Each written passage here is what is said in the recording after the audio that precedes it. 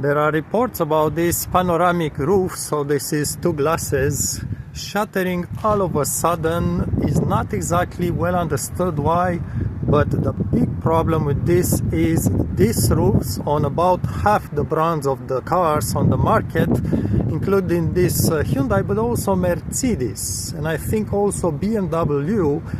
When they shatter, they break into small bits of shard which rain down inside the car, so it's unlike the front windshield, which stays the place because it has a film of plastic in between the two layers of glass.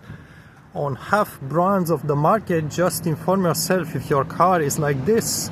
This really falls in 1 gazillion small bits of sharp glass. And if you happen to have kids in the back seats, toddlers, babies, is going to rain directly on their face, eyes, mouth, and you can imagine the rest of it. So these are really one of the things that it's concerning, but not so often. Obviously, it doesn't happen so often. Another situation when you want to think about ordering a panoramic roof is if you have a car crash, your car rolls over, this again will automatically shatter, rain down on you, passengers, children, and so on. There's another issue with panoramic roof. As you can see on this car, it's not exactly possible to attach a roof bracket. If you want to carry something like a trolley or something on a bicycle, there is really not an easy way, not a standard way to attach a top brackets for this, unless you buy aftermarket ones which secure here on the doors, pushing against the seals of the doors. So that's not exactly easy if you want to carry maybe a kayak or so. This is not the car for you. Another problem with these roofs is that they are expensive, but oftentimes, like in this Hyundai, they came with package. So if you want maybe interior leather, you have to order these roofs as well. You cannot separate them. So that's another problem. On some moderns, these roofs most of them have tint glass, but not always the tint glass it's that good at blocking the sun rays.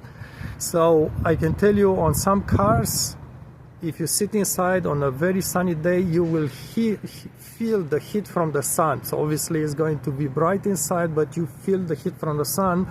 You may get sunburns in the long run if you drive for a while. So they are not always that well done for protecting you from UV and so on. Also think about this is again less often, but it can happen if there is a hailstorm. What will happen then? Obviously, not only it breaks, not only it falls in your car, but all the hail gets into your car, all the shards, the water, everything. So you are much less protected than if you have a windshield that stays in place and doesn't fall, does break, but doesn't fall in there, so you don't have a lot of cleaning to do afterwards. I'm going to put more things in the comment section. Also, let's perhaps do the test. Is it really worth? I think it's worth if you want it, only if you have rear passengers. Let me give you an idea what you see from a driver's point of view. So I'm in the driver's seat. This is going to be the front seats, and this is about as much as you see from a panoramic roof when you are driving your own car. So is it really worth purchasing it for rear light or rear, I don't know, vision? No, because I think it's a regular sunroof, just the small regular ones will show you just as much. It's really the same thing. And by the way, if this shatters, breaks for whatever reason, these are very, very expensive to replace. Also, you may be driving down the road and you have a truck in front of you throwing a rock or so. If it shatters, it's not necessarily covered by your insurance. Just make sure, just read your insurance details to see if this is covered, because these are very expensive to replace. So there are several downsides. There are some positive things. Maybe interior of the car, it's more bright, perhaps. But other than if you are a rear passenger, you won't really just enjoy this all around your ride. So think about it in advance and just give it a thought. Sometimes trend or what the dealerships are pushing is not always perhaps the best option. Just look at the comment section for more ideas.